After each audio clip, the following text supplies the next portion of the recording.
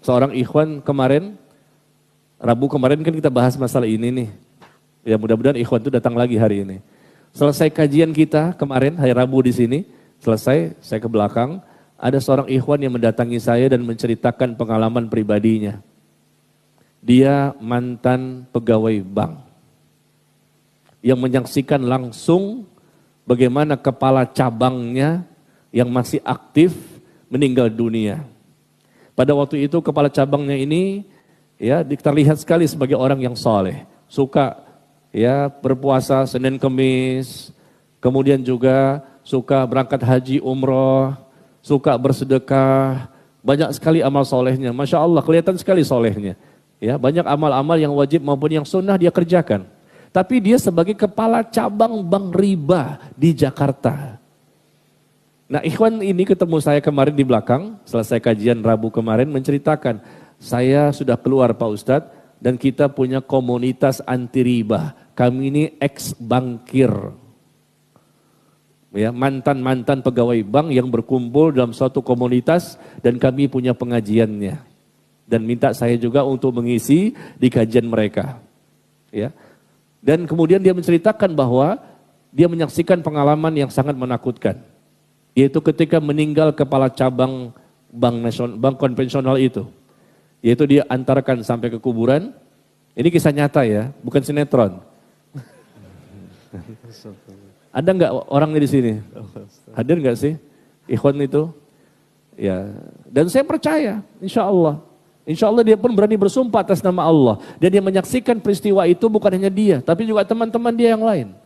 Barangkali antum sudah pernah membaca ya, di sosial media tersebar berita seperti ini. Ini kejadian setahun yang lalu, dia simpan, dia tidak diucapkan, takutnya ghibah. Saya katakan jangan, ceritakan ke orang lain, tapi jangan sebutkan siapa namanya. Kan orang nggak tahu. Kasih tahu aja, ini mantan kepala cabang bank konvensional di Jakarta. Banknya nama apa? Nggak usah kasih tahu lah banknya. Nah kemudian dia menceritakan kemarin di balik hijab ini kemarin, Rabu yang lalu, bahwa dia mengantarkan sampai ke kuburan. Nah kemudian dikuburkan si mayit. Nggak ada apa-apa. Memang kadang-kadang diperlihatkan oleh Allah, kadang-kadang tidak diperlihatkan adanya siksa kubur itu. Ini salah satu yang diperhatikan, yang dilihatkan oleh Allah kepada para hambanya.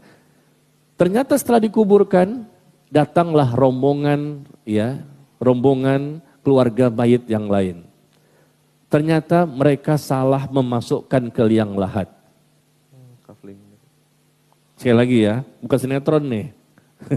Sinetron memang ada seperti ini juga, ngikut-ngikut itu. Ya. Salah memasukkan. Jadi seharusnya dia ini kepala cabang ini di tempat liang lahat yang lain. Tapi salah masuk, miskomunikasi antara mayit dengan mayit. Ya.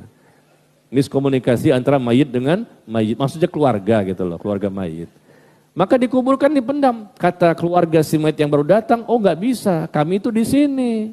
Kami udah booking, mungkin di bawahnya ada AC-nya atau apa kita nggak tahu.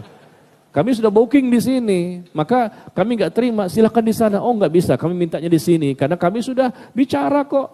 Mungkin ada yang lupa dan lain-lain. Akhirnya terpaksa dibongkar kembali. Ingat, waktunya tidak lama. Setelah ditimbun, mereka mau pulang, datang rombongan kedua. Kata ikhwan ini yang menceritakan kemarin di belakang. Datang rombongan kedua, maka dibongkar lagi. Dibongkar lagi kuburan tersebut. Ini siapa ini? Kuburan siapa? Mantan ya kepala cabang bank konvensional di Jakarta. Digali lagi kuburannya dan ternyata ada sesuatu yang membuat mereka semuanya kaget. Kain kafan sudah hangus. Jasadnya pun sudah hangus. Dan papan-papan itu yang menutup, itu hangus semuanya. Dalam waktu yang sangat singkat. Dan ini enggak selalu ditunjukkan oleh Allah. Terkadang saja, terkadang ditunjukkan. Pada tempat tertentu, orang tertentu. Supaya manusia yakin bahwa ada siksa kubur. Itu ibunya si mayit yang menyaksikan proses seperti itu, langsung pingsan. Ibunya pun ada juga di situ. Dan bapak ini yang menceritakan kemarin kepada saya juga menceritakan teman-temannya juga menyaksikan. Ketika dicoba digali kembali, mau dipindahkan mayit ke tempat yang lain karena salah liang lahat. Liang lahatnya keliru.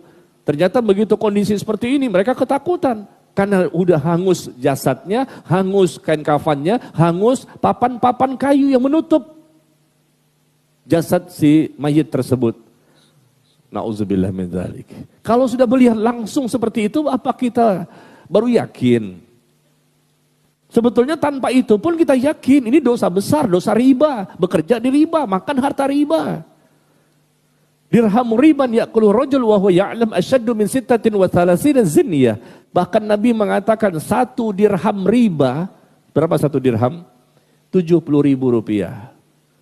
1 dirham itu sekitar 70.000 rupiah. Yang dimakan oleh seseorang itu harta riba, dirhamu riban. 1 dirham riba, 70.000 dimakan oleh seseorang harta riba itu. Dan dia tahu ini harta riba, dia makan aja. Maka kata Nabi lebih besar dosanya dibandingkan 36 kali perbuatan zina. 36 kali perbuatan zina. Sekali zina itu dosa besar. Makan cuma 70.000. Itu lebih besar dibandingkan 36 kali perbuatan zina. Riba itu lebih besar dibandingkan zina. Tetapi lihat, orang-orang yang bekerja di sana dengan dasinya, dengan jilbabnya, pakai AC-nya, antep ya. Ada kaligrafi Yasin, ayat kursi, segala macam. Padahal itu adalah transaksi riba yang mereka lakukan ya apa? Mereka meminjamkan ke orang lain dengan uang yang mesti dibayarkan lebih besar. Nah, ini pengalaman ya. Orang yang Allah tunjukkan, hati-hati. Jadi kepala cabang ini betul-betul menjadi bukti salah satu sebab ya dia mendapatkan siksa seperti ini adalah karena memang di kepala cabangnya bank ribanya itu, dan dia itulah yang dia makan setiap bulan yang diberikan kepada istri dan anak-anaknya. Akhirnya apa yang terjadi?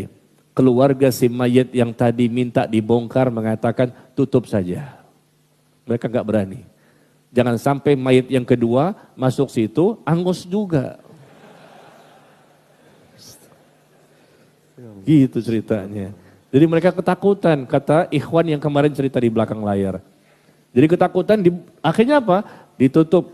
Udah gak apa-apa, kami pindah ke sana aja. Tapi ini kan udah terlanjur, gak apa-apa. Coba dari tadi begitu ngomongnya. Iya udah kebuka begini, ya udah tutup lagi. Akhirnya jenazah yang kedua dikuburkan di liang lahat yang lain. Nah ini membuat kita harus lebih waspada ya. Waspadalah ya. Karena ini pasti ada balasan dari Allah bagi orang-orang yang mereka ngeyel, mengingkari, berpaling, membantah. Di dunia terkadang Allah berikan balasan, tapi terkadang tidak. Nanti balasannya sekalian di alam kubur. Alam pertama kehidupan akhirat.